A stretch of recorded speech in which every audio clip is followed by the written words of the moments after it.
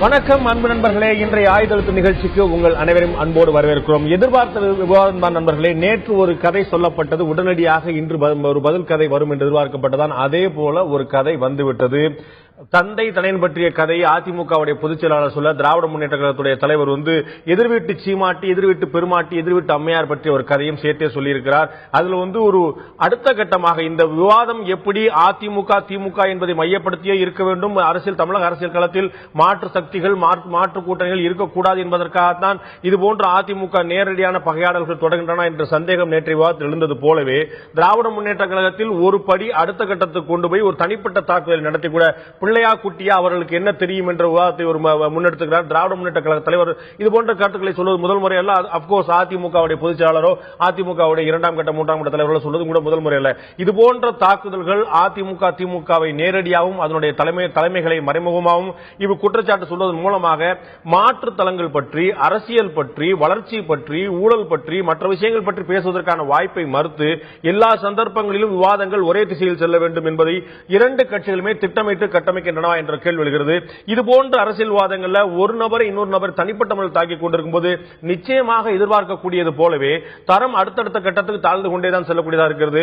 இது அடுத்த கட்டத்துக்கு இந்திய அரசியலை, தமிழக அரசியலை எடுத்துச் செல்ல வேண்டும் என்ற முயற்சி செய்வர்களுக்கு மேலும் மேலும் கீழே இருக்கக்கூடிய விஷயமா ஒரு வளர்ச்சி, ஒரு முன்னேற்றம் இருக்கிறதா இல்லையா என்பதெல்லாம் தாண்டி ஒரு சுவை இருக்கிறது, பார்ப்பதற்கு சுவாரஸ்யம் இருக்கிறது, ஒரு நாடகம் பார்ப்பது போல, ஒரு சினிமா பார்ப்பது போல அரசியலை மாற்றிக் கொண்டிருக்கிறோமா இந்த ஒட்டுமொத்த அரசியல் சக்திகள். இதைப்பற்றி தான் இன்றைய ஆயுதத்து நிகழ்ச்சியில் நாம் விவாதிக்க இருக்கிறோம். ஜெயலலிதா கருணாநிதியுடைய விமர்சனம் மனக்குமரலா அல்லது மடை மாற்றமா என்ற தலைப்பில் நிகழ்ச்சி இந்த பகுதி நம்முடைய திராவிட முன்னேற்ற கழகத்தை சேர்ந்த வழக்கறிஞர் திரு சரவணன் நம்மோடு இணைந்திருக்கார். உங்களை நிகழ்ச்சிக்கு வரவேற்கிறேன். அதேபோல விடுதலை சிறுத்தைகள் கட்சியை சேர்ந்த திரு ஆளூர் சானவாசன் நம்மோடு இணைந்திருக்கார். உங்களை நிகழ்ச்சிக்கு வரவேற்கிறேன். அதேபோல சட்ட பஞ்சாயத்து இயக்கத்தை சேர்ந்த திரு செந்தில் ஆர்மன் நம்மோடு இணைகிறார். உங்களை நிகழ்ச்சிக்கு வரவேற்கிறேன். இன்னும் சில நிமிடங்கள் நம்மளுடைய அதிமுக ஈர்ப்பு கொண்ட விருதுநகர் சட்டமன்ற உறுப்பினர் திரு பாண்டியராஜன் நம்மோடு இணைகிறார். நான் திரு செந்தில் ஆர்மன் விட்டு தான் கேட்க விரும்புகிறேன். இந்த நேற்றைய விவாதம் இது தொடர்பாக அதிமுக பொதுச் செயலாளர் தமிழக முதலமைச்சர் கல்யாணத்தில் அவங்க ஒரு கூட்டி கதையை சொன்னாங்க. அவர் மறைமுகமாக தான் சொல்கிறேன், யாரையுமே நான் குறிப்பிடவில்லை என்று சொல்லும் போதே எதிர்பார்த்து அந்த விவாதத்திலும் கூட வைக்கப்பட்டது. நாளை இதுபோல் நிச்சயமாக ஒரு கதை வரப்போகிறது என்று எதிர்பார்த்தோம். அதே போல ஒரு கதை இன்று வந்தே விட்டது. இந்த விமர்சனங்கள் வளர்ச்சியை, அரசியலை, ஊழலை, மாற்றத்தை, முன்னேற்றத்தை, இது போன்ற விஷயங்கள் எல்லாம் மாற்றிவிட்டு இரண்டு தனிநபர்கள், இரண்டு முக்கியமான சக்திகள், இதை தாண்டி அரசியல் சக்தி, அரசியல் மையப்புள்ளி தமிழகத்தில் இல்லை என்ற நிலைப்பாட்டை உறுதிப்படுத்துவதற்கான முயற்சியா பாக்குறீங்களா? இது போன்ற இருபெரும் தலைவர்களும் மாறி மாறி குட்டிக்கதையை சொல்லிக்கிறது பாக்குறப்ப 1957 நடந்த ஒரு குறிப்பிட்ட சம்பவத்தை சொல்ல வேண்டியிருக்கு. 57 தேர்தல் குட்டி கதைகளுக்கு மறுவாக ஒரு குட்டி கதையை சொன்னா தான் மக்களுக்கும் தெளிவா போய் சேரும். 57 தேர்தலில் அண்ணா போட்டியிடும் பொழுது காங்கிரஸ் தீவிரமாக எதிர்க்கிறது. அண்ணாவின் பிறப்பு பற்றி தரக்குறைவான வார்த்தைகளை அண்ணாவின் வீட்டுக்கு எதிராக கம்பத்தில் கட்டி வைக்கிறாங்க காங்கிரஸ்காரர்கள். உடனே அண்ணாவிற்கு இருப்பவர்கள் எல்லாம் கடுமையாக எதிர்த்து உடனே இதை அகற்ற வேண்டும் என்று போராடிய பொழுது அண்ணா சொன்னார், இந்த பலகை காலையில் மட்டும்தான் தெரியும், அதன் அருகே ஒரு பெட்ரோமாக்ஸ் லைட்டை வையுங்க, இரவும் அவர்கள் படிக்கட்டும். இது உண்மையில் நடந்த சம்பவம், அண்ணாவின் சரித்திரத்திலும் இருக்கிறது. நண்பர் CS பூஞ்சோலை எழுதியது. இரவிலும் வையுங்க பெட்ரோமாக்ஸ் லைட் அன்று அங்கு வைக்கப்பட்டது அந்த பலகையின் பக்கத்தில். காங்கிரஸ்காரர்களை வெக்கி தலைகுணுகி அந்த பலகையை அப்புறப்படுத்தினார்கள். அப்ப தன்னை பற்றிய தனிநபர் தாக்குதல் வந்தப்ப கூட இந்த இருபெரும் கட்சிகளுக்கும் மூலவராக இருந்த அண்ணாதுரை அவர்கள் எப்படி எதிர்கொண்டார் விமர்சனங்களை அப்படிங்கறத பாக்குறப்ப மாற்றான் தோட்டத்து மல்லிகைக்கும் மனம் உண்டுன்னு சொன்னார், வசவாளர்கள் வாழ்கன்னு சொன்னார். அப்படிப்பட்ட ஒரு தலைவரால் தொடங்கப்பட்ட கட்சி ஒன்று, அப்படிப்பட்டவரின் பெயரை வைத்திருக்கக்கூடிய கட்சி ஒன்று. இந்த இருபெரும் கட்சிகளும் எதிர்கட்சிகள் என்பது எதிரி கட்சிகள் மோதிட்டு இருக்கிறதுல நீங்கள் குறிப்பிட்டது போல தமிழ்நாட்டின் கல்வி வளர்ச்சி எங்க இருக்கிறது, விவசாயம் எதை நோக்கி சென்று கொண்டிருக்கிறது, மதுவிலக்கு விவாதத்தின் இன்றைய நிலைப்பாடுகள் என்ன, தொழில் வளர்ச்சி எங்கே இருக்கிறது, இது குறித்து எந்த முக்கியமான பிரச்சனைகள் தமிழ்ல எதற்காக மக்கள் வரிசையில் நின்று ஓட்டு போட்டு இவர்களை ஆளுவதற்காக அனுப்புகிறார்களோ அந்த முக்கிய புள்ளியை விட்டுவிட்டு தனிநபர் தாக்குதலில் ஈடுபடுவது நீங்கள் சொன்னது போல சுவாரஸ்யத்தை ஏற்படுத்தலாம். இவர் இந்த கதை சொன்னார், இவர் இந்த கதை சொன்னார், சுவாரஸ்யத்தை ஏற்படுத்துமே தவிர தமிழ்நாட்டு மக்களின் வளர்ச்சிக்கு எந்த வகையிலும் இது போன்ற விவாதங்கள் உதவாது. அதுவும் குறிப்பாக இது போன்ற மழை வெள்ளத்திற்கு அப்புறம் இன்னும் அரசியல் என்பது அடுத்த கட்டத்தை நோக்கி செல்ல வேண்டிய நிலையில் இருக்கிறோம். இன்னைக்கு மிக பெரும்பான்மையாளர்கள் இளைஞர்கள். இந்த இளைஞர்கள் எதிர்பார்ப்பது ஒரு ஆரோக்கியமான அரசியலை. அவர்கள் எல்லாம் இன்னைக்கு சமூக இணையதளத்தில் விவாதித்துக் கொண்டிருக்கிறார்கள். வெளிநாடுகள் எல்லாம் பெரிய தலைவர்கள், எவ்வளவு பெரிய தலைவர்களாக இருந்தாலும் அவர்கள் நேருக்கு நேர் நின்று என்னுடைய கல்விக் கொள்கை என்ன, உங்களுடைய கொள்கை என்ன, நேருக்கு நேர் விவாதம் செய்கிறார்கள். அது போன்ற விவாதத்தை எல்லாம் இன்னைக்கு இளைஞர்கள் எதிர்பார்த்து கொண்டிருக்கிறார்கள். அப்படி இருக்கக்கூடிய சூழல்ல அதுவும் ஒரு திருமண நிகழ்ச்சியில போய் வாழ்க்கையில் கல்யாணம் பண்ணிக்கிற 2 பேர் வாழ்க்கையில கடைபிடிக்கிற அண்ணா பற்றிய புத்தகத்தை படிச்சீங்க. திராவிட இயக்கம் வரலாறு பற்றிய திருமணங்கள்ல வளர்ந்த இயக்கம் தான் திராவிட இயக்கங்களே. உண்மைதான். தடை செய்யப்பட்ட மிசா போன்ற காலங்கள்ல திருமணங்கள் தான் அவருக்கு ஒரே டூல், ஒரே சந்தர்ப்பம் அவர்களுக்கு இருந்த போதும் அந்த திருமணத்திற்கு கண்டிப்பாக இந்த கதை எந்த விதத்திலும் பெரிய பொருத்தம் என்று சொல்லிவிட முடியாது. அதுவும் குறிப்பாக இன்னைக்கு நேரடியாக கருணாநிதி அவர்களை தாக்குவது போல அவர் குடும்பத்தை தாக்குவது போல பேசுவது என்பது எந்த வகையிலும் பொருத்தத்திற்கு ஆளாகுது. ஒரே விஷயம் தான், இன்றைய இளைய தலைமுறை எதிர்பார்ப்பது வளர்ச்சி அரசியல். எங்களின் வளர்ச்சிக்கு நீங்கள் என்ன திட்டங்களை வைத்திருக்கிறீர்கள் என்பதை பற்றி மட்டும் பேசுங்கள். கருணாநிதியாகவும் ஜெயலலிதா இருவரிடமிருந்து எதிர்பார்ப்பது அதுதான், அதை அவர்கள் தர வேண்டும். திரு ஆளுநர் ஷானவாஸ், நான் கேட்க விரும்புகிற கேள்வி, அவர் சொல்லக்கூடிய வளர்ச்சி அரசியலை தான் இன்றைய தலைமுறை விரும்புகிறது, அடுத்த கட்டத்துக்கு அப்படித்தான் நகர்த்தி செல்ல முடியும், நகர்த்தி செல்ல வேண்டும் என்பது உண்மையானால், இதை மட்டுமே நோக்கமாக கொண்டிருக்கக்கூடிய சட்ட பஞ்சாயத்து இயக்கம், அப்புறம் பரித்ரன் ஒரு கட்சி கடந்த தேர்தலில் ஒரு பரிவர்த்தனுக்கான ஒரு இயக்கம் சொல்லிட்டு ஒரு கட்சி போட்டிட்டது. இன்னும் நிறைய கட்சிகள், எங்க அண்ணன் சீமான் 234 தொகுதியில் போறாரு, பாட்டாள் மக்கள் கட்சி 234 தொகுதியில் போட்டிட்டு சொல்றது, ஊழல் இல்லாம மதுவிலக்கு மக்கள் நல கூட்டு இயக்கம் ஒரு பெரிய முன்னெடுப்பு இருக்கு, தேமுதிக, இது போன்ற இயக்கங்கள் எல்லாம் முன்னாடி வந்திருக்கணும். திமுக அதிகம் காணாமல் போயிருந்திருக்கணும், இருந்த இடம்ல தெரியாம இருந்திருக்கணும். அந்த 2 கட்சிகள் தான் இன்றைக்கும் தமிழக அரசியல் அசைக்க முடியாத இருபெரும் துருவங்கள் என்பதை யாரால் மறுக்க முடியும்? மக்கள் வாக்களித்து இவர்கள் ஆட்சிக்கு வருகிறார்கள். எல்லா ஓட்டும் 5.25 கோடி ஓட்டும் கள்ள ஓட்டும் யாரும் சொல்ல போறது இல்லை. சோ மக்களுடைய ஆதரவு இருக்கும்போது நாம பேசக்கூடிய மாற்று அரசியல், வளர்ச்சி அரசியல் இதெல்லாம் எபோவ் தி ஹெட் சப்ஜெக்ட். அதாவது தலைமுறை மாற்றம் தான் அத்தனைத்தையும் தீர்மானிக்குது. நீங்க காங்கிரஸ் இதை விடவும் வலுவாக தமிழ்நாட்டில் இருந்தது. நீங்க சொல்ற அதிமுக திமுக எப்படி வலுவா இருக்குதுன்னு சொல்றீங்களோ, இதை விடவும் வலுவாக காங்கிரஸ் ஒற்றை கட்சியாய் ஒற்றை ஆட்சியாய் அசைக்க முடியாத சக்தியா இருந்தது.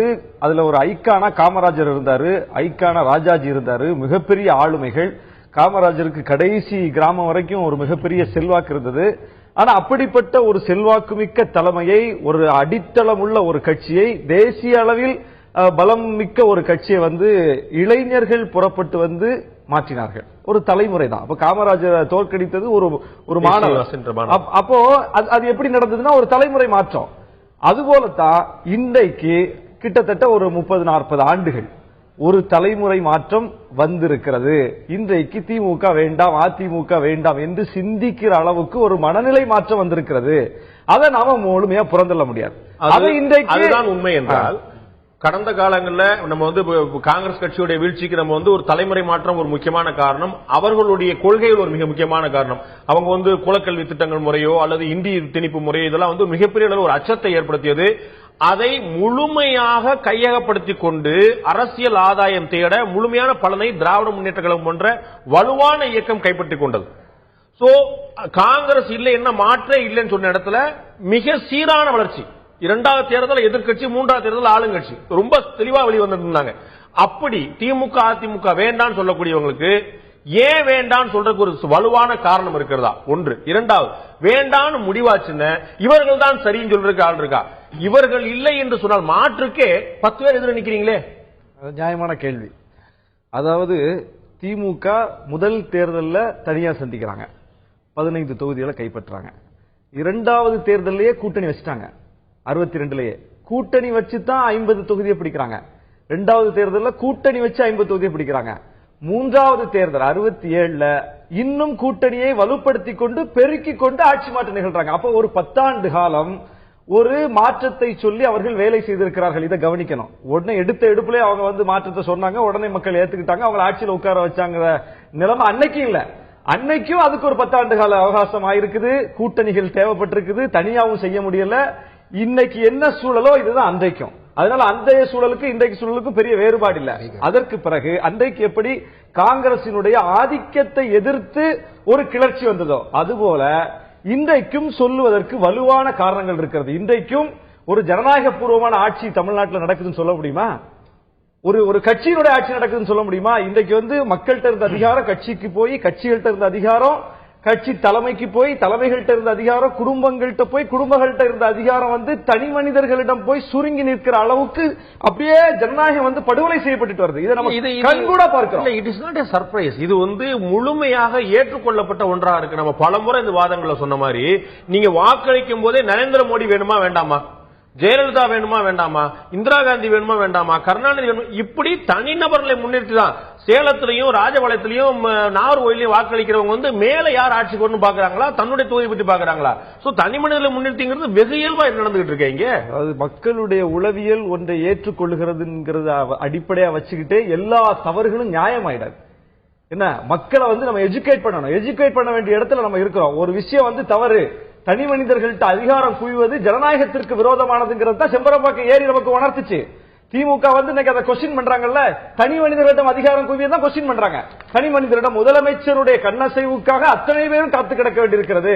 ஒரு ஜனநாயகமான ஆட்சி இங்க நடக்கலன்னு திமுக சொல்லுது. அதைத்தான் நாங்க சொல்றோம். ரெண்டு பக்கமும் நாங்க சொல்றோம். ரெண்டு பக்கமும் நாங்க அந்த கேள்வி வைக்கிறோம். இன்னைக்கு ரெண்டு பக்கமும் நீங்க வந்து இன்னைக்கு கலைஞர் வந்து ஜி ராமகிருஷ்ணன் அவர்களுக்கு ஒரு பதில் சொல்லி ஒரு அறிக்கை விட்டுருக்காரு. அது தெளிவா படிச்சீங்கன்னா தெரியும். அவங்க வந்து இவங்க எங்களை பார்த்து பி டீம் சொல்றாங்க. மக்கள் நல கூட்டணி அதிமுக பி டீம். கூட்டணி மாறினாங்க. அந்த அறிக்கையை படித்தால் உங்களுக்கு நுட்பமா ஒரு அரசியல் தெரியும். அதிமுகவுக்கும் சேர்த்து கலைஞர் பேசுகிறார், அதிமுகவுக்கு சேர்த்து பேசுகிறார். அதிமுகவினுடைய விஷயங்களை நியாயப்படுத்துறாரு, பல விஷயங்களை. அப்போ இதுலதான் நாங்க முரண்படுறோம். நாங்க ரெண்டு பேரும் கேள்வி எழுப்புறோம். கலைஞர் அதிமுகவுக்கும் அதிமுக எந்த விஷயத்தையும் நியாயப்படுத்தல. அவர் சொல்லக்கூடியது, நீங்க வந்து 67 இருந்து மாத்தி மாத்தி கூட்டணி வச்சுட்டே வந்தீங்க, 2014 வரைக்கும் மாத்தி மாத்தி கூட்டணி வச்சுட்டு இருக்கீங்க, நீங்க என்ன திடீர்னு சொல்றீங்கன்னு கேக்குறாரு. திட்டம் போது நீங்க இப்ப சொல்ற மாதிரி அதிமுக ஆட்சியில் இருக்கு, உனக்கு விமர்சனம் பண்ணுமா அந்த பக்கம் விமர்சனம் பண்ணு, திரும்பி இந்த பக்கம் திமுக அதிமுக திமுக அதிமுக சேர்த்து இங்க ஏன் இருக்கிற, நானும் தான் ஆட்சியில் கேட்கிறேன். இதுல தவறு இருக்கு. விமர்சனம் பண்ணா ஏதாவது ஆயிடுமோன்னு பயம். நான் முடிச்சிடறேன். 50 ஆண்டு கால தமிழ்நாட்டினுடைய போக்கு கேள்விக்குள்ளாகுது. நீங்க கட்சிகள், கூட்டணி வைத்த கட்சிகள் முரண்பட்டு இன்னைக்கு ரெண்டு பேரும் வேணாம்னு சொல்றது எங்கிருந்து வருதுன்னா, இந்த ரெண்டு கட்சிகளுக்கும் ஓட்டு போட்ட மக்கள்கிட்ட இருந்து வருது. நீங்க மக்களை நோக்கி அப்ப அந்த கேள்வி வைக்கலாமா? எங்களை நோக்கி வைக்கிற கேள்வி மக்களை நோக்கி வைக்கலாம். மக்களை நோக்கி தான் கேள்வி வைக்கிறேன். மக்களுடைய பிரதிநிதியாக மக்கள் நல கூட்டு இயக்கம் தான் முன்னெடுக்கப்படும். நீங்க சொல்றதோ சட்ட பஞ்சாயத்து இயக்கத்தை வளர்ச்சி இருக்குன்னு சொல்றதோ, பாமகவோ தேமுதிகவோ விடுதலை சிறுத்தைகளோ மற்ற எல்லா இயக்கங்களும் சீமான் இயக்கம் உட்பட என்ன கேள்வின்னு, மக்கள் உங்களைத்தான் பிரதிநிதித்துவப்படுத்துறாள் என்று சொன்னால் அதிமுக திமுக வீழ்ச்சி இயல்பானதாக இருக்கணும். அது அவ்வளவு ஸ்ட்ராங்கா இருக்கும்போது திரும்ப திரும்பி மக்கள் நினைக்கிறார்கள் அரசியல் தலைவர்கள், சிந்தனையாளர்கள், சமூக ஆர்வலர்கள், எழுத்தாளர்கள், பத்திரிகையாளர்கள் கருத்து மட்டுமே வெகு மக்களுடைய கருத்தாக மாறிவிட முடியாது. வெகு மக்களினுடைய பிரதிநிதிகள் தான் இவங்க எல்லாம். அதிமுக அதுதான் சொல்ல 150 சீட்டை வாங்கிட்டு 183 சீட்டை வாங்கிட்டு உட்கார்ந்து மக்கள் பிரதிநிதி இல்ல.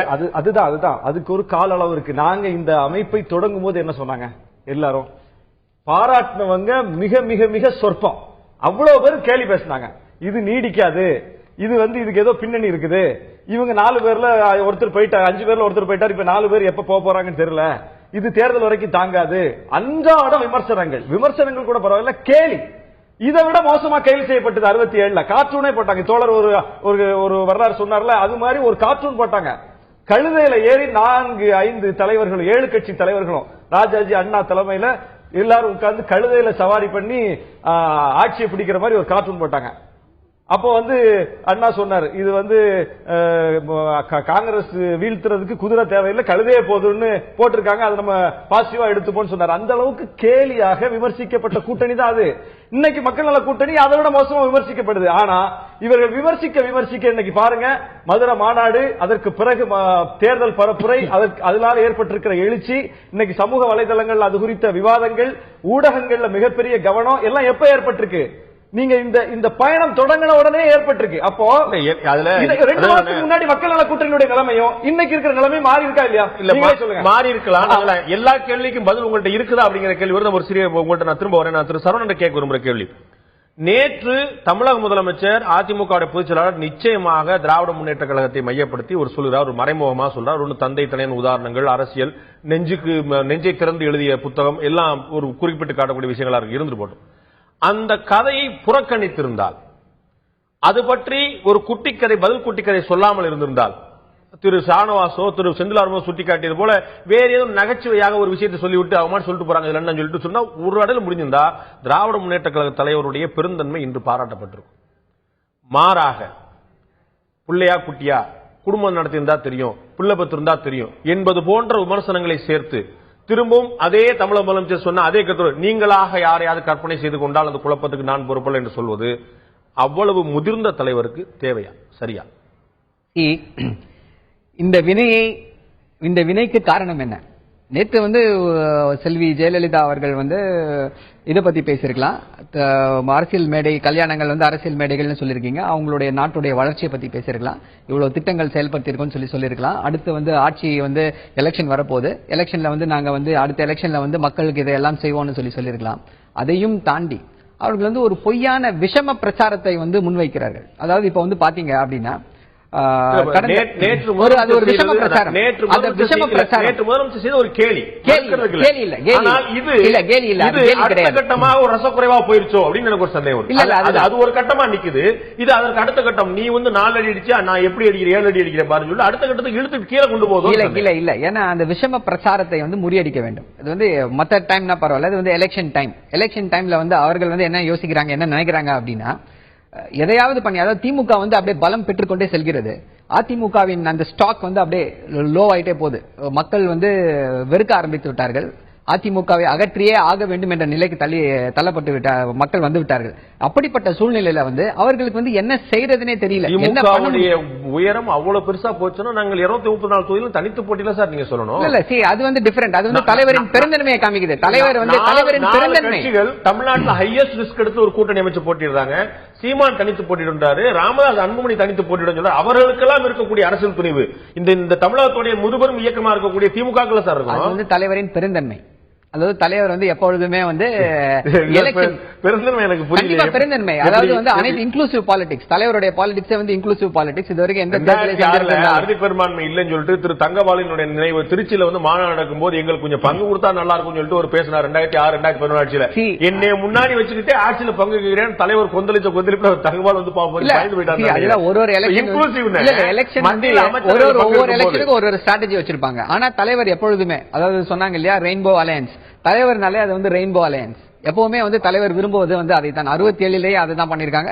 இப்ப 2016ல வந்து எலெக்ஷன் ஸ்டார்ட் பண்ணணும்னு என்ன சொன்னாங்க, இந்த அதிமுக ஆட்சியை அகற்றுவதற்கு, இந்த மக்கள் விரோத ஆட்சியை அகற்றுவதற்கு யாரெல்லாம் வந்து கூட அணி சேர்க்க தயாராக இருக்கிறார் அவர்கள் எல்லாம் வாருங்கள் என்று ஓப்பனாக அழைப்பு விடுத்தவர் தான் தலைவருக்கு. அது தலைவரின் பெருந்தன்மையை காண்பிக்கிறதே தவிர கண்டிப்பாக அவருடைய ஆணவத்தையோ இல்ல நாங்கள் வந்து கண்டிப்பாக நாங்கள் ஜெயித்து விடுவோம், ஆனாலும் எங்களுக்கு வந்து அந்த ஆணவம் கிடையாது, நாங்க வந்து கண்டிப்பாக ஜெயிச்சிருவோம், தனியா நின்று 230 கண்ணு கெட்டின தூரம் வரைக்கும் எங்களுக்கு எதிரிங்களே கிடையாது, திரும்பி பார்த்தா எல்லாம் ஓடி போயிடுவாங்க, இந்த மாதிரி ஸ்டேட்மெண்ட் வந்து எங்க திமுகவில இருந்து வரவே வராது.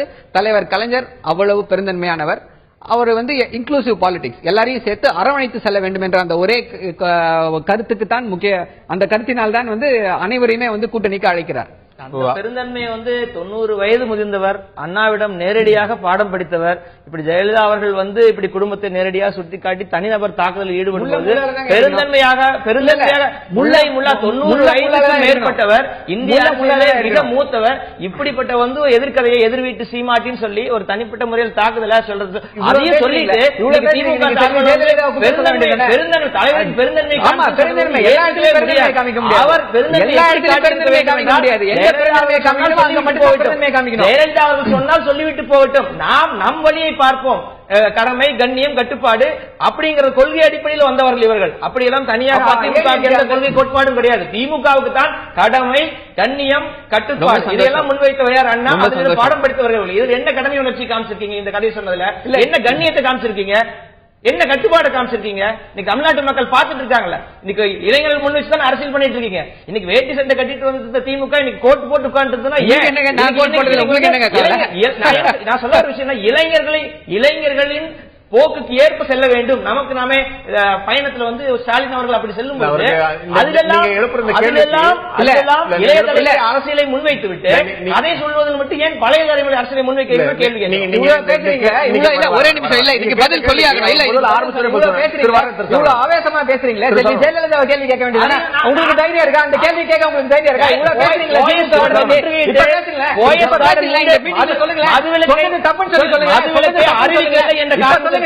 இப்ப சொல்லுங்க. ஓஎஸ் கார்டன் முன்பாக பிராந்தியை ஊற்றி செல்வி ஜெயலலிதாவின் கருத்து சொல்லுங்க. போயிட்டு இருக்க சட்ட பஞ்சாயத்திற்கு அதையும் பதிவு செய்யறோம். ஓஎஸ் கார்டன் அரசியல்ல வந்து சண்டை உண்டாக்குற கேவலமான அரசியலை கண்டிச்சு பேசுங்க. உங்களுக்கு தைரியம் இருக்கா? பேசுங்களா, இப்ப பேசுங்களா. அதிமுக கண்டிச்சு பேசுங்களா, அவ்வளவு தைரியம் இருக்கா உங்களுக்கு? கண்டிச்சு பேசுறதில்லை. இப்ப சொல்லுங்க, பதிவு செய்யுங்க, பதிவு செய்யுங்க. திமுக நோக்கி இவ்வளவு பேச்சு பேசுறீங்க, அதிமுக நோக்கி பேச தைரியம் இருக்கிறதா உங்களுக்கு? பேசுங்க, இப்ப சொல்லுங்க, அதிமுக நோக்கி பேசுங்க. ஒரு நிமிஷம்.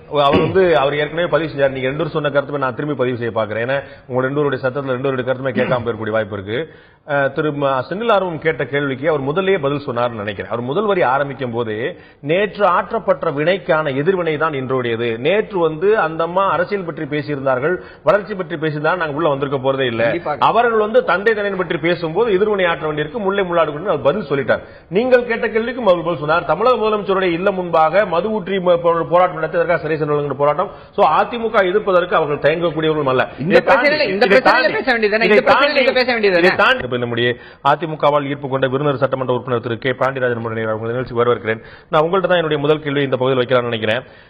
திரு சரவணன் அவர்கள் இடைவெளிக்கு முன்னாடி சொன்னார், தமிழக முதலமைச்சருடைய கதைக்கு எதிர்வினையாக இன்று ஒரு கதை சொல்லப்படுகிறது. இன்றைக்கு இந்த விவாதம் எழுந்ததற்கான காரணமே நேற்றைய கதை. நேற்று அரசியல் பேசியிருக்கலாம், வளர்ச்சி பற்றி பேசியிருக்கலாம், திருமண நாள், நல்ல நாள், நல்ல வளர்ச்சி பற்றி தமிழகம் எப்படி தலைத்தோங்கி இருக்கிறதோ, எப்படி பல வளர்ச்சி திட்டங்கள்லாம் செய்யப்பட்டிருக்கிறதோ, அதே போல உங்களுடைய குடும்பத்தில் நிறைய வளர்ச்சிகள்லாம் வரட்டும், நிறைய நல்ல விஷயம் நடக்கணும்னு சொல்லிட்டு ஒரு ஆசீர்வாதம் பண்ணி 4 புள்ளிவரத்தை சொல்லியிருந்தாங்க அப்படின்னா எல்லோரும் மகிழ்ச்சி அடைஞ்சிருப்பாங்க. இல்ல, கண்டிப்பா அவங்க பேசியது 40 நிமிஷம், அதுல இந்த கதை 4 நிமிஷம். அந்த கதையும் ஒரு டேஸ்ட்ஃபுல் சட்டையர் தான் நான் சொல்லுவேன். டேஸ்ட்ஃபுல் சட்டையர்ன்றது அரசியல்ல ஒத்துக்கொள்ளப்பட வேண்டிய ஒரு விஷயம். அதுல எந்த அன்பார்லிமெண்டரி கமெண்ட்டும் கிடையாது. ஆனா அதுக்கு எதிர்வினையா இன்னைக்கு இதை எடுத்துக்கிட்டீங்கன்னா மாறுபட்டது என்பதை நீங்கள் மறுக்க மாட்டீர்கள். ஆனா உட்கார்ந்து 1 லட்சம் பேரு எல்லாருமே அதை நல்லா புரிஞ்சுக்கிட்டு நல்லா எல்லாரும் 1 லட்சம் பேர் அவங்களுக்காக பேசப்பட்ட பேச்சு தானே அது. அன்னைக்கு நீங்கள் குறிப்பிட்ட டேஸ்ட் அப்படிங்கிறது ரொம்ப ஒரு சப்ஜெக்டிவான ஒரு வார்த்தை. அது ஆளுக்கு உங்களுக்கு பிடிச்ச ஒரு டேஸ்ட் அவருக்கு பிடிக்காது, அவருக்கு பிடிச்ச டேஸ்ட் அவருக்கு பிடிக்காது. அப்ப நீங்க ஒரு குடும்பம் பற்றி ஒரு தந்தை தனையன், அதுலயும் நீங்க எப்படி ஒரு பாலிடிக்ஸ் பண்றீங்க? பையனை காலவாரி விட பார்த்த தந்தை அப்படின்றது பொதுவா ஒரு பொது கருத்து இன்னைக்கு இருக்கு. அந்த பொது கருத்து ஆட்டோமேட்டிக்கா என்ன வந்துருது? அப்ப ஆட்டோமேட்டிக்கா இந்த பக்கம் என்ன வந்துருது? நீங்க சொத்தை வாங்கி குடிச்சீங்க, எதிர் வீட்டு பெருமாட்டி, குடும்பம் இல்ல, குட்டி இல்ல, குடும்பம் சொல்றீங்க. அது இது தேவையான விமர்சனங்கள், தேவையான விமர்சனங்கள். அதுங்க பாருங்க, ஒரு அரசியல் தலைவருடைய கீழ்த்தரமான எதிர்வினை வருவதற்கு இது ஒரு காரணியா அமைஞ்சிருச்சு. அந்த அளவுல சரவணன் சார் சொல்றத நான் ஒத்துக்கிறேன். அம்மா பேசின பேச்சு அந்த 4 நிமிஷங்கள்ல அவங்க சொன்னது எங்களை பொறுத்த வரைக்கும் ஒரு வெரி டேஸ்ட்ஃபுல் சட்டாரிக்கல் ஒரு வினை. அந்த வினைக்கு எதிர்வினையா வந்தது மக்களும் பார்த்துட்டு தான் இருக்காங்க. இப்ப சட்ட பஞ்சாயத்து இயக்கத்தில இருந்து விடுதலை சிறுத்தைகள் இருந்து மக்களோட கூட எல்லா இயக்கங்களுமே தொடர்ந்து முயற்சி பண்ணிட்டு இருக்கிறது இந்த தனிநபர் சார்ந்த அரசியலை தவிர்த்து விட்டு வளர்ச்சி சார்ந்த அரசியலை பேசுவோம். அப்ப தனி மனிதர்களையே விட்டு விட்டு சித்தாந்தங்களை பேசுங்கள். நீங்கள் என்ன திட்டம் பண்ணீங்க, அவங்க என்ன திட்டம் பண்ணாங்க, பதில் சொல்லி அவங்களுடைய கட்டா இருக்குமே. அப்ப அவர் பதில் சொன்னா சொல்ல முடியாதுல்ல. நீங்க அதிமுக ஆட்சியில இவ்வளவு பாலம் கட்டப்பட்டிருக்கு, இவ்வளவு திட்டம் நிறைவேற்றப்பட்டிருக்கு. அவர் என்ன செய்வாரு? எங்க ஆட்சியில் எவ்வளவு பாலம் எங்க தெரிஞ்சுடுவார். மக்களுக்கு நல்ல வாய்ப்பா இருந்திருக்கும். 1.5 மணி நேரம் அதை பேசியிருக்காங்க. சென்ற வாரம் அசம்பிளி முடிஞ்ச அன்றைக்கு அந்த 1.5 மணி நேர பேச்சு இன்னைக்கு எல்லா ஊடகங்கள்லயும் மக்களை சேர்ந்துட்டு இருக்கு. அம்மா பேரவையில இருந்து ஐடி செல் வரைக்கும் அதை இன்னைக்கு மக்கள்கிட்ட கொண்டு போய் சேர்த்துட்டு இருக்காங்க. இது ஒரு குடும்ப நிகழ்ச்சியில அந்த இடத்துல இருக்கிற தொண்டர்களுக்கு புரிகிற மொழியில அதையும் அழகுணர்வுடன் அடுத்த குடும்பத்திலிருந்து வர ரெஸ்பான்ஸ் என்ன வருதுன்னு பாருங்க. அதைத்தான் நீங்க முதல்ல போக்கஸ் பண்ணணும். நீக்க தேதி அதுதான். எப்படி எனது இல்லமும் உள்ளமும் தமிழகம் மட்டும்தான். அவங்க ஏதோ அவங்களுக்கு பெரிய பரிவாரம் குடும்பமும் இருக்குன்னு அவங்க எப்பயுமே சொல்லல. இன்னைக்கு எந்த மாதிரி எதிர்வினையை ஆற்றுவது என்பது எந்த கலை உணர்வும் இல்லாமல் அழகுணர்வும் இல்லாமல் ஒரு ரெஸ்பான்ஸ் வருது. இதை மக்கள் பார்த்துட்டு தான் இருக்காங்க. என்ன அம்மாவுக்கு குழந்தை இல்லை அப்படின்னு சொல்றத ஒரு தலைவர் எடுத்து பேசுறாருன்றதே மக்கள் மத்தியில அது ஒரு வெறுப்புணர்வை தான் உருவாக்கி இருக்குன்னு நான் நினைக்கிறேன். அது தேவையா? எந்த அன்பார்லிமெண்டரி கிடையாது. நான் என்ன சொல்றேன், இது ஒரு ரசமான வாதம். நான் ஒரு பதில் விட நான் சொல்லல. ஆனா இந்த விவாதத்தை முன்னெடுத்து சென்றது யாருன்னா கேள்வி வரும்ல. நீங்க கல்லறிறீங்க, இன்னொருத்தன் கத்தி எடுத்துறான். கத்தி எடுக்கிறதுக்கு முன்னாடி கல்லும் கத்தினா அதுல மாற்றுக்கிறது இல்ல. கண்டிப்பாக கிடையாது. கல் எடுக்கும் போது நீங்க பேசாம இருக்கணும். கத்தி எடுக்கும் போது நீங்க வந்து அப்பா சொன்ன ஊமைகள்ல விவேகானந்தருடைய கதை இருக்கு, சைத்தன்ய மகாபிரபுவோட கதை இருக்கு, மூன்றாவது கதையாக இந்த கதை வருது. நீங்க அதை பார்க்கணும். அவங்க அப்ப அந்த இதுல இருக்கிற 16 மணமக்களுக்கும் எண்ணற்ற அறிவுரைகள் சொல்லியிருக்காங்க. சைத்தன்ய மகாபிரபு கருணாநிதி அப்படி வரிசையில் வச்சிருக்காங்க. அந்த வரிசையை நான் சொல்லல. ஆனா இதுல சொன்ன விஷயத்தை பொறுத்த வரைக்கும் அங்க இருக்கிற 1 லட்சம் தொண்டர்களுக்கு ஒரு விஷயத்த அம்மா சொல்றாங்க. அந்த இடத்துல வந்து அத பூடகமா சொல்றாங்க, ஒரு சட்டரிக்கலா சொல்றாங்க, ஒரு ஊமையோட சொல்றாங்க. அதுதான் உண்மை என்றால் திராவிட முன்னேற்ற கழக தலைவருடைய அறிக்கையில இன்னைக்கு சாலை பணியாளர்கிட்ட போய் கேளுங்க, சத்துணவு பணியாளர்கிட்ட போய் கேளுங்க, சசி பெருமாள் குடும்பத்துல போய் கேளுங்க, முத்துக்குமாரசாமி குடும்பத்துல போய் கேளுங்க, விஷ்ணுபிரியா குடும்பத்தை கேளுங்க. அந்த கதையும் சொல்லப்பட்டிருக்கேன். உங்களுக்கு அது தெரியாம கீழே வந்து ஒரே 2 வரி சொல்லிருக்கு. அது மட்டும் உங்களுக்கு ஏன் தெரியுது? உங்களுக்கு எது தேவை என்பதை நீங்கள் தீர்மானித்து பார்க்கிறீர்கள். மற்றவர் மகிழ்ச்சியில் நீங்கள் மகிழ்ச்சி அடையுங்கள், என் வாழ்வு தவ வாழ்வு இதுலதான் ஆரம்பிக்கிறாங்க. அம்மா அந்த பேச்ச ஆரம்பிக்கிறதுல கருணாநிதி அவர்கள் அந்த ஒரு வரியை எடுத்துதான் இது வந்து இந்த மாதிரி எதிர்வினை கொடுக்கிறாங்க. மற்றவர்களுடைய மகிழ்ச்சியில் நாம் மகிழ வேண்டும், ஒருத்தருக்கு ஒருத்தர் மணமக்கள் எப்படி வாழணும்னு சொல்றதுல முதல் வரி அம்மா சொல்றது அவங்க மகிழ்ச்சி நீங்க மகிழ்ச்சி அடையணும். அதை சொல்ற ஒரு விஷயம் தான் அங்க நடந்துகிட்டு இருக்கு. இது எல்லாமே வந்து 36 நிமிஷம் பேசினது. இந்த 4 நிமிஷம் பேசினதுக்கு எதிர்வினை ஆற்றுவதாக நினைத்துக்கொண்டு அவங்க சொன்னது வந்து அம்மா எப்பயுமே சொல்லிட்டு இருக்க விஷயம் தான், எனக்கு குடும்பம் நீங்க தான் அப்படின்ற ஒரு விஷயத்தை சொல்லிட்டு தான் இருக்காங்க. அதைத்தான் நீங்களும் ரீஇன்போஸ் பண்றீங்க. இதனால இந்த எதிர்வினையால வந்து எந்தவித தாக்கமும் பாசிட்டிவா நடக்கலன்னு நான் நினைக்கிறேன். இப்ப பட்டால் வந்து அவர் மிகப்பெரிய நெகட்டிவ் எதிர்வினை தான் நடந்திருக்கு. இவங்க சொல்ற அந்த அம்மா வந்து டெவலப்மெண்டல் பாலிடிக்ஸ் பேசியிருக்கலாம் அந்த இடத்துலன்றதுக்கு 1.5 மணி நேரம் பேசினாங்களே ஒரு வாரத்துக்கு முன்னால. ஒவ்வொரு நாளும் இன்னைக்கு வந்து 2 மணி நேரம் வந்து அவங்க வந்து துவங்கி வைக்கிற திட்டங்கள், சொல்லாத திட்டங்கள், இன்னைக்கு ஃபர்ஸ்ட் ரெஸ்பாண்டர் திட்டம், பைக்ல இருந்து ஆம்புலன்ஸ் போடுறது, இது மாதிரி ஒவ்வொரு நாளும் செய்துட்டு இருக்காங்க. சொல்லப்பட வேண்டாம், அது வந்து இயற்கையா நடந்துட்டு இருக்கிற ஒரு விஷயம். 2 மணி நேரம் ஒவ்வொரு நாளும் இன்னைக்கு வந்து எண்ணற்ற திட்டங்கள், நலத்திட்டங்கள், வளர்ச்சி நமக்கு எழக்கூடிய சந்தேகமே எப்ப வந்து அதிமுக திமுக தவிர்த்த இயக்கங்கள் பற்றிய பேச்சு தமிழக அரசியல்ல வலுவாக எழ ஆரம்பித்ததோ அப்ப வளர்ச்சிக்கான பதிலோ, ஊழலற்ற தன்மைக்கான பதிலோ, வெளிப்படையான நிர்வாகத்துக்கான பதிலோ சொல்லாமல் உடனே இந்த தனிப்பட்ட தாக்குதல் மூலமா இறங்கும் போது நேரடியாக அதிமுக திமுக ஜெயலலிதா கருணாநிதி அப்படிங்கிற விமர்சனத்தை வச்சுட்டா மற்ற கட்சிகள் மீது படக்கூடிய, மற்ற கூட்டணிகள் மீது படக்கூடிய பார்வையை திசை திருப்பதற்கான முயற்சி இதை 2 கட்சியும் திட்டமிட்டு செய்தோம் அப்படிங்கிற சந்தேகம். இது மடைமாற்றம் என்பதை நான் ஒத்துக்கவே மாட்டேன். ஏன்னா அம்மா வந்து தங்க செஞ்சதையும் சொல்லியிருக்காங்க, என்ன விழுமியங்களால் இந்த இயக்கம் கட்டமைக்கப்பட்டிருக்கிறதையும் சொல்லியிருக்கிறாங்க. இது எல்லாம் சொல்லிட்டு இந்த 4 நிமிஷம் 10% டயத்துல வந்து அவங்க சொன்ன ஒரு விஷயம் இந்த அட்டாக் எதுக்காக பண்றாங்கன்னா இன்னைக்கு ஒரு நாடகம் போல் நடந்து கொண்டிருக்கிறது. வெளியே நடக்கிற விஷயங்கள் அது நமக்கு நம்ம இருந்தாலும் சரிதான், மற்ற எண்ணற்ற நாடகங்கள் சுற்றி நடந்துட்டு இருக்கிறப்போ அதை பத்தி நம்ம கருத்து சொல்லலைன்னா, அதை பத்தி நம்ம ஒரு விவரம் சொல்லலைன்னா அது தவறா போன்றதுனால அது சொல்ல வேண்டி வந்திருக்கு. அதிமுக செய்யக்கூடியதெல்லாம் மக்கள் நலத்திட்டங்கள், திமுக செய்யக்கூடியதெல்லாம் நாடகங்கள் தானே. இன்னைக்கு அவங்க என்ன மக்கள் நலத்திட்டம் செஞ்சுட்டாங்க? இன்னைக்கு வந்து ஒவ்வொரு இடத்துலயும் செக்மெண்ட் போட்டு ஆட்களை போய் பாக்குறேன்னு சொல்லிட்டு ஒண்ணுமே இல்ல. திரு ஸ்டாலின் அவர்கள் எவ்வளவு தூரம் பயணம் மேற்கொண்டிருக்கார்? 234 தொகுதியை நாளையோட முடிக்கிறார். 234 தொகுதி மக்களையும் போய் அதிமுக முதலமைச்சர் போய் பார்க்க வேண்டாம், ஏதேனும் ஒரு அமைச்சர் 2ஆம் கட்டத்தில் 3ஆம் ஒரு அமைச்சர் வந்து ஒரு சுற்றுப்பயணம் இருக்காங்கன்னு சொல்ல முடியுமா? ஒவ்வொரு தொகுதியிலும் இன்னைக்கு வந்து அம்மா பேரவை மூலமாக எல்லா மக்களையும் தொடர்பு கொள்வதற்காக ஒவ்வொரு வாரமும் ஒரு ரேலி நடந்துட்டு இருக்கு. இன்னைக்கு வந்து ஐடி செல் மூலமா 2000 பேர் போட்டு அவங்க எல்லாருமே மக்கள் தொடர்புல இருக்காங்க. இன்னைக்கு தேதிக்கு ஒவ்வொரு எம்எல்ஏ மக்களோட தொடர்பு கொள்றதுக்கு நீங்க டிவில பேசினாலே போதும். தமிழக முதலமைச்சர் வெள்ளத்துக்கு பிரச்சனைகள் கழிச்சு வந்து வாட்ஸ்அப்ல அவங்க சொல்லிருந்தாங்க. அது வந்து எல்லா டிவி நம்ம லைவ்ல உடனே போட்டோம், எல்லா டிவிலையும் போட்டாங்க. அது மட்டுமே போக சொல்ல முடியுமா? ஒரு இன்டராக்டிவா இருக்க வேண்டாமா? நீ என்ன நினைக்கிற, நான் என்ன செஞ்சேன், ஏன் இப்படி செஞ்சேன், ஏன் இப்படி செய்யல? கண்டிப்பா இங்க பாருங்க, இப்போ வந்து கட்சியை அனைத்து இந்திய அண்ணா திராவிட முன்னேற்ற கழகத்தை பொறுத்த வரைக்கும் ஒவ்வொரு எம்எல்ஏவும் அவங்க தொகுதியில் என்ன செய்யணும்ன்றதுல இருந்து கட்டமைப்புகள் அழகா செயல்பட்டு இருக்கு. அதை வந்து ஊடகங்கள் மூலமாக ஏதோ இவங்க தொகுதிக்கே போலன்றதோ இவங்க வந்து அங்க போய் கேட்கலன்றதோ உண்மை கிடையாது. வாங்க பேசலாம் ஒரு பேசுறதுக்கே ஒரு பிராண்ட் பண்ணி ப்ரோக்ராம் வயக்காட்டுக்குள்ள சிமெண்ட் ரோடு போட்டு உள்ள கரும்பு தோட்டத்துக்குள்ள போற மாதிரி நாடகம் தான் சொல்லுவாங்க. எங்க வந்து பட்டுச்சேலை கட்டிக்கிட்டு வந்து நாத்து நடுற பிள்ளைகளை அங்க வந்து நீங்க கூட போய் பேசுறீங்கன்றதெல்லாம் வந்து நாடகம் தான். இந்த நாடகங்கள் வந்து நடத்த முடியாத நிலையில தானே இருக்கிறாங்க. காணொலி காட்சி மூலமா திட்டங்களை துவக்கி வைக்கும் போது அல்லது அடையாளங்கள் மூலமா அடையாள முறையில் துவக்கி வைக்கும் போது ஒரு 6 பேர் 7 பேர் கூப்பிடுறாங்களே, அவங்க எல்லாம் பிக் பண்ணி கூப்பிட்டு வரப்பட்டது இல்லையா? அவங்க எல்லாம் போயிட்டு இருந்தாலும் கூட்டு வர சொல்லிடுமா?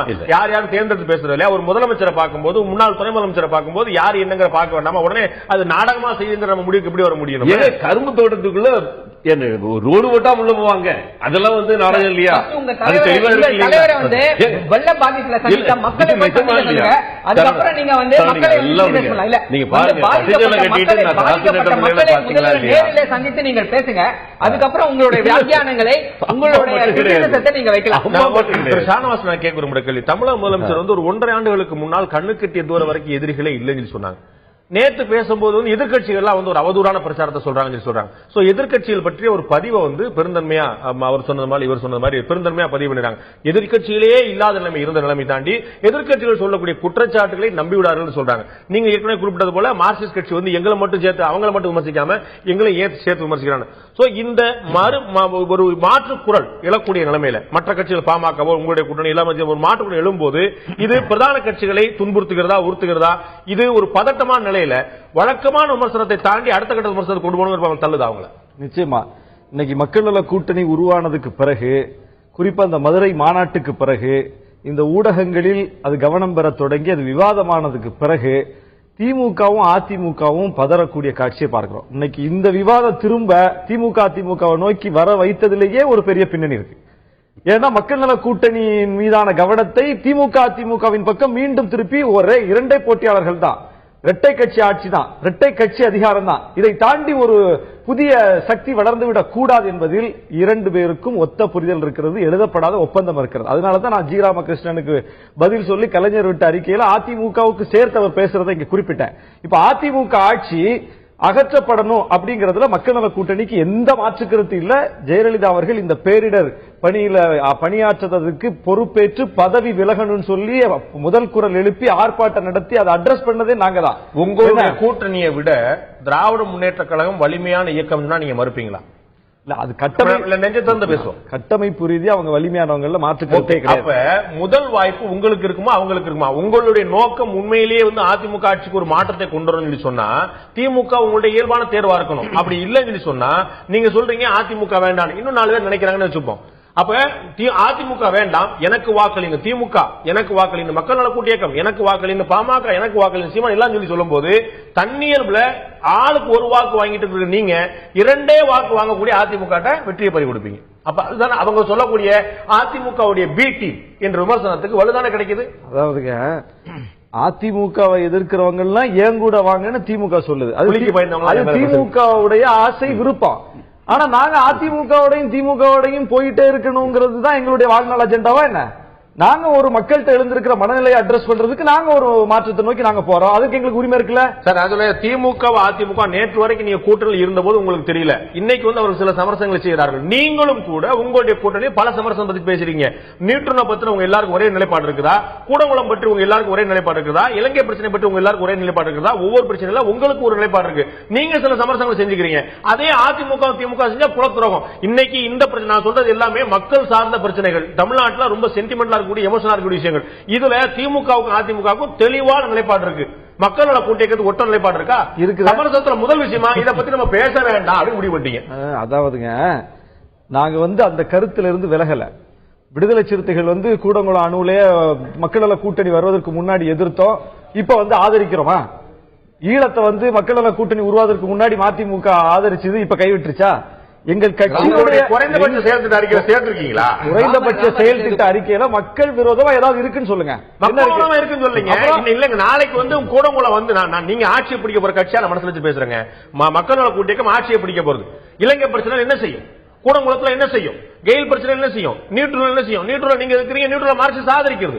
அப்ப மக்கள் நலன் இன்று இருக்கக்கூடிய பிரச்சனைகளுக்கு தீர்வை நீங்கள் பேசாமல் நல்லாட்சி தருவோம், வெளிப்படையான நிர்வாகம் தருவோம், மது ஒழிப்போம், இது 19 சட்ட பஞ்சாயத்து சொல்லி நானே சொல்ல எல்லாரும் சொல்லுவோம். ஈழ பிரச்சனையில எங்களுக்கும் மார்க்சிஸ்டுக்கும் ஒரே கருத்தா இருந்தா மார்க்சிஸ்டும் விசிகாவும் ஏன் தனித்தனியா இருக்கணும்? ஒரே கட்சி ஆயிடலாம? ஏன் அதிமுகவும் விசிகாவும் தனித்தனியா இருக்கணும்? ஒரே கட்சி ஆயிடலாம? எங்களுக்கு எல்லா வகையிலும் உடன்பாடு இல்லை, சில விஷயங்களில் முரண்பாடு இருக்கிறதுனால தான் தனித்தனி கட்சியா இயங்குறோம். ஆனா எங்களுக்குள்ள ஒரு உடன்பாடான பொது நோக்கு இருக்குது அப்படிங்கிறதுக்காக கூட்டணியா இயங்குறோம். அதனால நீங்க கட்சியா இயங்குறதையும் கூட்டணியா இயங்குறதையும் போட்டு குழப்ப வேண்டிய அவசியம் இல்ல. ரெண்டு தனித்தனி. நாளை மறுநாள் நீங்க தேர்தலுக்கு பிறகு என்ன சொல்ல போறீங்க? அதிமுக திமுக வைத்திருந்ததும் தேர்தல் ஒப்பந்தம், மக்கள் நல கூட்டியது என்பதும் தேர்தல் ஒப்பந்தம். கிடையவே கிடையாது. நீங்க தெளிவா இந்த மக்கள் நல கூட்டணி பிரகடனம் செஞ்சிருக்கு, ஒரு கூட்ட அறிக்கை வெளியிட்டு இருக்குது. இதுக்கு முன்னாடி அதிமுகவோட நாங்க கூட்டணி வச்சிருந்தோம், ஒப்பந்தம் போட்டிருந்தோமா? கூட்டறிக்கை வெளியிட்டோமா? ஆட்சிக்கு பொறுப்பேற்றால் அமைச்சரவையில் நாங்கள் பங்கேற்போம், எங்களுக்கு இன்ன அதிகாரம், உங்களுக்கு இன்ன அதிகாரம், இந்தந்த கொள்கையை அமல்படுத்துவோம்னு நாங்க எதுவும் சொல்லியிருக்கோமா? தொகுதி உடன்பாடு திமுகவோட நாங்க 3-4 தேர்தலை பார்த்திருக்கோம். எதுலயாவது அந்த மாதிரி கொள்கை நீங்களே ஒப்புக்கொண்டது போல 4 பேருக்கும் 4 கொள்கை இருக்குது.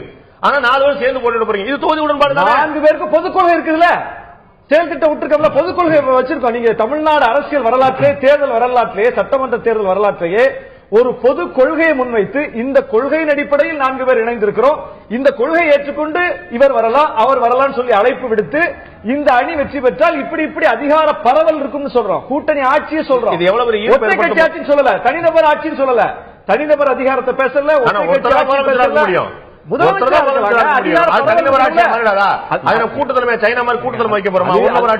சிஸ்டம் வந்து தனிநபர் தான் கையெழுத்து போட முடியும். ஆனா அந்த தனிநபருக்கான ஒரு ஜனநாயக பண்புங்கிறது அந்த அதிகார பரவலுக்குள்ள வருது. கேள்வி நீங்க சொன்னதுல உங்களுடைய தலைவருடைய அறிக்கையில அரசியலில் கீழே இருந்து கடுமையாக உழைத்து படிப்படியாக மேலே வந்தவர்களுக்கு இந்த உண்மை புரியும், எப்படியோ அடித்த காட்டில் மேலே வந்து கோபுர கலசத்தில் ஒட்டி கொண்டவர்களுக்கு கதையை திருத்தி சொல்ல தெரிஞ்சு சொல்றாங்க.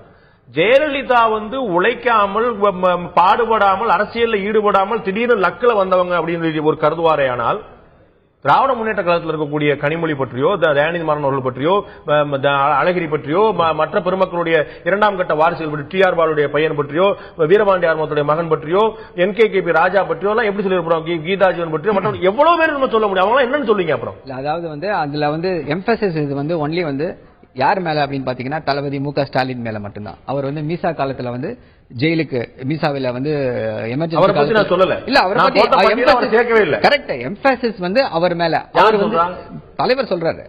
அதாவது ஒரு விஷம பிரச்சாரத்தை பண்ணாங்க. விஷம பிரச்சாரம் என்னன்னா வந்து அவர்களுக்கு வந்து அவர்களுடைய வளர்ச்சியை பற்றியோ, அவர்களுடைய தமிழக மக்களுக்கு என்ன செய்வார்கள் என்றோ அதை பத்தியோ, இல்ல வந்து ஆட்சியில் இருக்கக்கூடிய அவலங்களை வந்து மறைத்தோ சொல்லி ஓட்டு கேட்கக்கூடிய நிலைமையில அவங்க இல்ல. இல்ல சார், அதாவது இதுல வந்து நான் கேக்குறது உங்களுடைய தலைவருடைய அறிக்கையை பற்றி இல்ல. என்ன எங்களுடைய தலைவருடைய அறிக்கையில திடீர்னு காத்துல கலசத்துல உட்கார்ந்துட்டாங்கன்னு சொன்னா அவங்க அந்த கனவுல இருக்கிறாங்க. அவங்க கணக்குல வந்தா கிட்டத்தட்ட ஸ்டாலின் அதே கணக்குல வரும். அதாவது 5 ஆண்டு அந்த அறிக்கையில என்ன சொல்லிருக்காங்களோ, யாரை கம்பேர் பண்ணிருக்காங்களோ அது அனைவருக்குமே வந்து புரியும். யாரை கம்பேர் பண்ணிருக்காங்க, யாரோட கம்பேர் பண்ணிருக்காங்க, யாரோட உழைப்பை யாரோட உழைப்போட கம்பேர் பண்ணிருக்காங்கன்றது வந்து புரிய வேண்டியவங்களுக்கு கண்டிப்பாக புரியும். நான் புரியாம தான் கேக்குறேங்க. ஜெயலலிதா வந்து கட்சிக்காக உழைக்காமல் அதிமுக பாடுபடாமல் திடீர்னு லக்கில வந்து வந்தாங்க அப்படின்னு சொன்னா நான் சொன்ன அந்த நீண்ட பட்டியல் இருக்கிறவங்க எப்படி நீங்க சேர்ப்பீங்கன்னு கேக்குறேன். அதாவது வந்து இது வந்து கனிமொழி அவர்களை பாராளுமன்ற சட்டமன்றத்தில் பேசும்போது அரசியல் அவர் ஈடுபடுவதற்கான வாய்ப்பே இல்லை, இந்த நேரத்தில் கருத்து கணிப்பு கொண்டு வந்து ஏன் கஷ்டப்படுத்துறாங்க சொல்லிட்டு 2வது மாதத்தில் ராஜ்யசபா வாய்ப்பானாங்க. இல்ல அதாவது நான் வந்து என்ன சொல்ல வரேன்னா, தலைவருடைய அறிக்கை வந்து எதுக்கு எம்பசிஸ் கொடுத்திருக்காங்க அப்படின்னா, தளபதி மு.க. ஸ்டாலின் அவருடைய அந்த அரும்பணிகள், கட்சிக்காக அவர் செய்த அரும்பணிகள், அந்த இதுக்கு வந்து எம்பசிஸ் கொடுத்திருக்காங்க. நீங்க அதுல ஒரு இதை எடுத்துட்டு இதையும் கம்பேர் பண்ண முடியுமா? இதையும் கம்பேர் பண்ண முடியாது. அதுக்கு முன்னாடி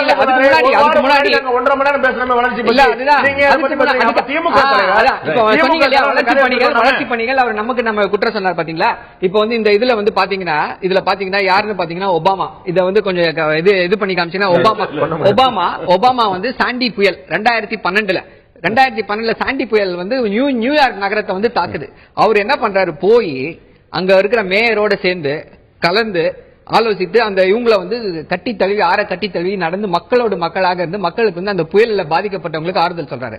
அது 2012. இப்பவும் வந்து 2016 டேவிட் கேமரூன் ஜனவரி இறுதியிலே டேவிட் கேமரூன் முழுக்க பெரும் David Cameron 2015 David Cameron bank பக்கம் எட்டி பார்க்காதவங்க 2015 டேவிட் கேமரூன் இங்கிலாந்தின் பிரதமர் வந்து அங்க மழை வெள்ளத்துல பாதிக்கப்பட்டவங்களுக்கு வந்து இந்த பூட்ஸ் காலை போட்டு போய் பார்த்துட்டு இருக்காரு.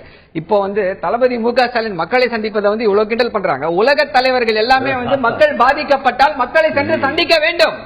சந்திக்காம ஒரு கூட கோபுரத்துல உட்கார்ந்துகிட்டு வந்து வாட்ஸ்அப்ல பேசுறதுதான் ஒரு அரசியல் தலைவருக்கு அழகா? இல்ல ஒரு முதலமைச்சருக்கு இதுதான் அழகா? ஓட்டு போட்ட மக்களை வந்து ஒரு வெள்ள நிவாரணத்துக்கு போறாங்க, வாக்காளர் பெருமக்களை சொல்லி கேள்வி கேட்கிறாங்க. இதுதான் வந்து அழகா? இத பத்தி பேசுறது யாரும் தயாராக இல்லை. பாருங்க வந்து அவரு போய் பார்த்தா டிராமா, இவரு போய் பார்த்தா டிராமா. இதுக்கு நமக்கு நாம என்ன, உங்களுக்கு நீங்களே மக்களை சந்திப்பது ஒரு ஜனநாயக நாட்டிலே மக்களை சந்திப்பது அவ்வளவு பெரிய குற்றமா? குற்றம் இல்லைங்க. ஆனா என்ன புலியை பார்த்து சூடு போட்டு ஒபாமா ரோட்ல இறங்கி பாக்குறாரு மக்களை, நீங்க என்ன பண்ணீங்க கேக்குறேன். ஒபாமா செஞ்சாரு. நான் கேட்கறது இங்க பாருங்க, ஏன் வரல, ஏன் கேக்குறாங்க வாட்ஸ்அப்ல பாருங்க. ஒபாமா லெவலுக்கு எடுத்துக்காட்டுகளை காமிக்கக்கூடிய ஒரு கட்சியின் தலைவர் இப்படி ஒரு கீழ்த்தரமான கதையை ஏன் சொல்லணுங்கிறது புரியல. தமிழ்நாட்டு மக்களே அவங்களே பாப்பாங்க. பரவாயில்ல, ஒபாமா பத்தி எல்லாம் சிந்தனை இருக்கக்கூடிய அந்த தலைவர் கதை சொன்னாரு.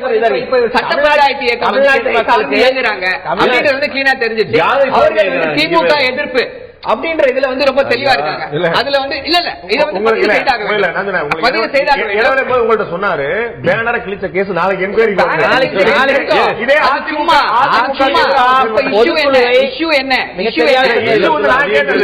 இஷ்யூ வந்து நான் கேட்டது நீங்க ஒபாமாவையும் நீங்க தமிழ்நாடு பத்தி நான் என்ன கேட்டேன், இவங்க நேற்று அரசியலுக்கு வந்தவங்க அப்படின்னு, மற்றவங்க எல்லாம் யார்? இவ்வளவுதான் என்னுடைய கேள்வி. அதுக்கு கம்பாரிசன் ரெண்டு பேரு, தளபதி மு.க. ஸ்டாலின், செல்வி ஜெயலலிதா, இவங்க ரெண்டு பேரோட கம்பாரிசன். அது மத்தவங்க பத்தி கம்பேர் பண்ண முடியாது. இல்லங்க, ஜெயலலிதாவை ஸ்டாலின் இந்த கணக்குல சேர்க்க கூட நான் பலர்னு சொல்லுங்க. திமுக தொண்டர்கள் அப்படிதான் பாக்குறாங்க. தலைவர் கலைஞரின் அறிக்கையை திமுக தொண்டர்கள் அப்படிதான் பாக்குறாங்க. அத வந்து தளபதி மு.க. ஸ்டாலினுக்கும் செல்வி ஜெயலலிதாவுக்கும் ஏற்பட்ட கம்பேரிசன் தான் பாக்குறாங்க. காலத்துல அடியும் உதவியும் பட்டு அரசியல் நடத்துறவரை வந்து நம்ம யாரும் பண்ண முடியாது. அவருடைய அந்த தியாகத்தை நம்ம யாரும் மறந்துட முடியாது. அது நடந்த விஷயம். அதே போல முதலமைச்சர் எம்ஜிஆர் வந்து வெளிநாட்டுல சிகிச்சை பெற்ற போது தனி ஒரு பெண்ணாக தமிழ்நாடு முழுக்க ஒரு அரசியல் பண்ணிட்டு இருந்த கொள்கை பொறுப்பு செயலாளர் இருந்து அவங்க பண்ண விஷயத்தை மறந்த முடியாது. இதெல்லாம் அரசியல் இரண்டு பேருமே இருந்தாங்க. வாரிசுங்கிற எண்ணெல்லாம் தாண்டி போயிருச்சு. Very good. நான் பேசுற வேற உதாரணங்கள். அதிமுக அது போல எத்தனையோ பேர் இருக்காங்க. எல்லா அரசியல் கட்சியிலும் அப்படிப்பட்டவர்கள் இருக்காங்க. முன்னாள் முதலமைச்சர் எல்லா அரசியல் கட்சியிலும் அப்படிப்பட்டவர்கள் இருக்காங்க. அதை டிஸ்கவுண்ட் பண்ண முடியாது. ஆனா தலைவருடைய அறிக்கையில ரெண்டு பேரை தான் இந்த கம்பேர் பண்றாங்க. தளபதி மு.க. ஸ்டாலின், செல்வி ஜெயலலிதா, அவங்க ரெண்டு பேரோட கேரியர் பொலிட்டிக்கல் கிராஃப கம்பேர் பண்றாரு. அவ்வளவுதான். அதை வந்து அதை மட்டும் தான் எடுத்துக்கணுமே தவிர அதை தாண்டி மத்ததை நம்ம எடுக்க முடியாது. செந்தில் கேள்வி, இதே திமுக தலைவருடைய அறிக்கையில அந்த அம்மையாருக்கு அது விட்டுருங்க, சொல்லிக்கொண்டே ஊரில் உள்ள சொத்துக்களை எல்லாம் தனக்கு சொந்தமாக்கி கொள்ள படாத பாடுபடுவார் அப்படின்னு எதிர்விட்டு சீமாட்டி பெருமாட்டி பற்றி சொல்றார். இந்த ஊழல் குற்றச்சாட்டு, சொத்தை குவிக்கக்கூடிய பழக்கம், முறைகேடாக நடக்கக்கூடியது எந்த கட்சியாவது அப்பாற்பட்டு இயங்குமா? இது எல்லா கட்சிக்கும் கண்கூடாக தெரிந்து நடக்கிறது என்று தெரிந்தே கூட மக்கள் அந்த குற்றச்சாட்டுகளை புறந்தள்ளவில்லை, மாறி மாறி அவர்களுக்கு வாக்களிக்கிறாங்க. அப்ப மக்கள் இதெல்லாம் நடப்பது இயல்பு, அப்படிதான் நடக்குங்கிறது பழகிக்கிட்டோமா? இப்ப நீ தமிழ்நாட்டு மக்களுக்கோட அடிப்படை மனநிலை என்னன்னா, யாரைத்தான் நம்புவதோ இதுதான். இன்னைக்கு யாரைத்தான் நம்புவதோ பேதை நெஞ்சம் சொல்ற மாதிரி. ஏன்னா 89 தேர்தலுக்கு அப்புறம் வந்து எந்த ஒரு கட்சியாவது இப்ப அதிமுக ஆகட்டும் திமுக ஆகட்டும் நாங்கள் இதெல்லாம் செய்தோம் இதெல்லாம் செய்தோம் என்று சொல்லும் பொழுது அப்படியெல்லாம் உண்மையிலேயே அவர்கள் மக்கள் நல திட்டங்களை எல்லாம் செய்திருந்தார்கள் என்றால் கண்டிப்பாக 89க்கு அப்புறம் தொடர்ச்சியா 2வது முறையா ஆட்சியை பிடிச்சிருக்கணும்.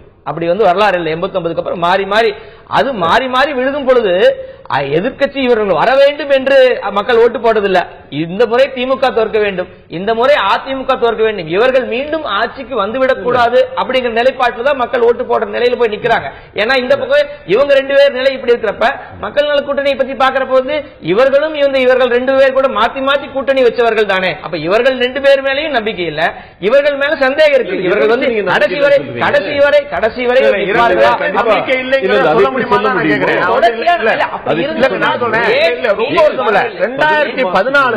1.5 வருஷம் முன்னாடி 40 விழுக்காடு மேல வந்து ஓட்டு வாங்கின ஒருத்தங்களை நம்ம வந்து மக்கள் நம்பிக்கை பெறாமல் நம்ம எப்படி சொல்ல முடியும்? 2011 வரைக்கும் ஆட்சியில் இருந்த திமுக மக்கள் நம்பிக்கை பெறாமல் எப்படி சொல்ல முடியும்?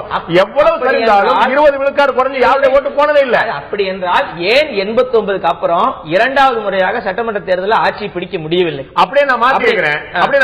அப்படி என்றால் 89க்கு பிறகு ஏன் அதிமுக திமுக எந்த இயக்கம் வர முடியல? அப்படி சொல்ல ரஜினி வாய்ஸ் வந்தார்ல சார், மூப்பனார் வந்தார்ல சார், வைகோ வந்தார்ல சார், தமாக வந்ததுல சார், எல்லாமே வந்ததுல சார். மக்கள் நல கூட்டணியின் இன்னைக்கு ஏன் இப்படி ஒரு அணி உதயம் ஆயிருச்சுன்னா இந்த இரு கட்சிகளையும் மக்கள் புறக்கணிக்க தயாராகி விட்டார்கள். அப்ப அப்படி புறக்கணிக்கிற மக்களுக்கு யார் ஆல்டர்னேட் அப்படிங்கிற ஒரு நிலை உருவாயிருக்கிறதுனால இவர்கள் உருவாயிருக்கிறாங்க. வலுவான கூட்டணி வலுவான கூட 2014 நடந்துச்சு. 3 தொகுதி தான் 40 சேர்த்து இருந்தாங்க. 37 தொகுதி அதிமுக அடிச்சு போயிருச்சு. இத பாருங்க, ஒரு நிமிஷம் கேளுங்க. 2014 பாராளுமன்ற தேர்தல்ல பாஜக கூட்டணி என்பது இல்லாமல் இருந்திருந்தால் திமுக பல தொகுதிகளை வென்றிருக்கக்கூடிய வாய்ப்பு உண்டு.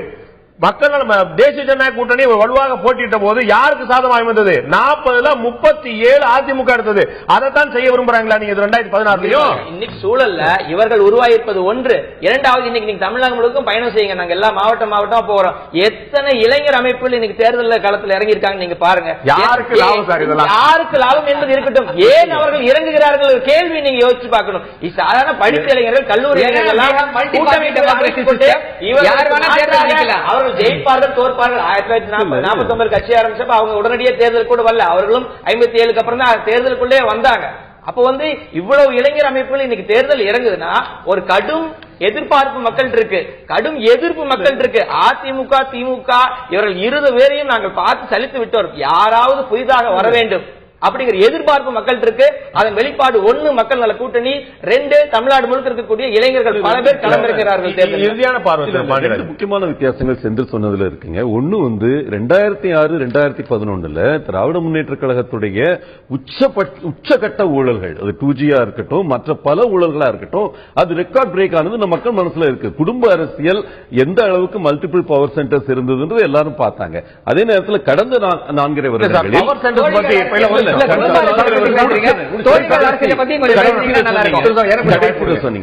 குடும்ப அரசியல் பற்றி அல்லது அதிகார மையங்கள் பற்றி அதிமுக பேசிவிட முடியுமா? எனக்கு தெரியும்.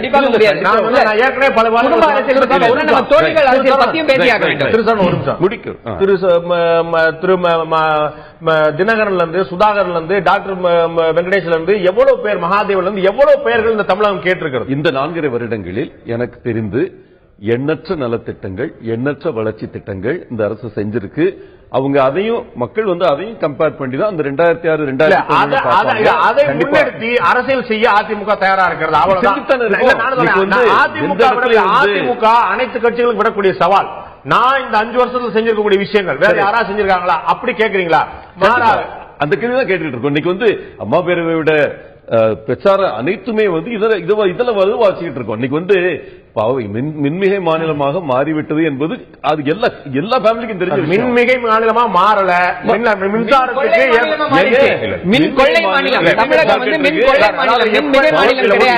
எப்ப என்னுடைய தேவைக்கு அதிகமாக என்னுடைய உற்பத்தி இருக்கிறதோ, என்னுடைய தேவைக்கு அதிகமாக உற்பத்தி இருக்கிறதோ அப்போதுதான் அதற்கு பேர் மிகை.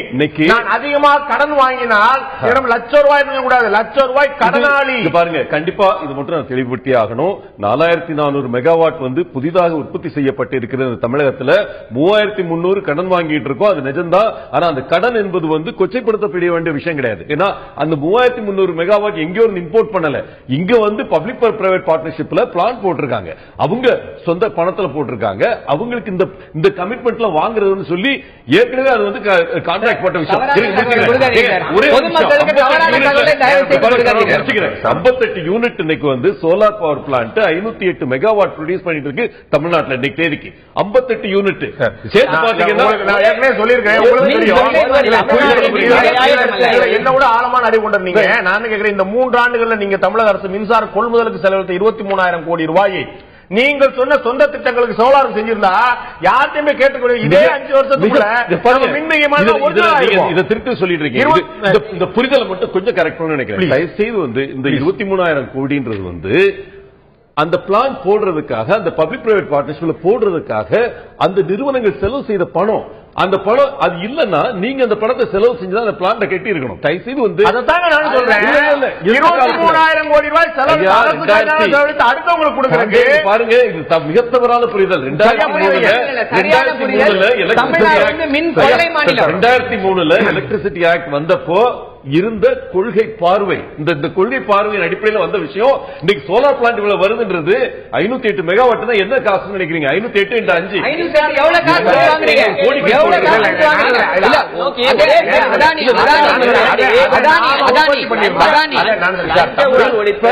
மின்சார ஒழுங்குமுறை ஆணையம் வலியுறுத்தி கொண்டே இருப்பது போல நாம உற்பத்தி பண்ணியிருந்தோம்னா 2 ரூபாய்க்கு 3 ரூபாய்க்கு வந்திருக்கக்கூடியது 5 ரூபாய்க்கு 7 ரூபாய்க்கு கட்டிருக்க வேண்டியது. உங்களுக்கு சோலார் வந்து ஒவ்வொரு வருஷம் குறைஞ்சிக்கிட்டே வருது. போன வருஷம் 7 ரூபாய்க்கு வாங்கினா 25 வருஷம் 7 ரூபாய் போட்டுருக்கோம். அது போலனா வந்து எப்படி யூனிட் சார் ஏன் நான் போட்டு போறேன்? எங்க காசு இருந்தது? எங்க அரசாங்கம் காசு இருந்தது? செலவழிச்சிருக்கோம் சார். 23,000 23,000 கோடி ரூபாய் வந்து நீங்க கொடுத்தது வந்து அங்க இருக்க ஒரு பிளாட் என்ன பண்றதுக்கு 1000 கோடிக்கு மேல ஆயிருக்கும். லஞ்சம் ஊழல் மதுவிலக்கு இது ரெண்டு தான் தமிழ்நாட்டோட தலையாய பிரச்சனை. இன்னைக்கு எல்லா மக்கள் மத்தியில் அவங்களோட நிலைப்பாடுகள்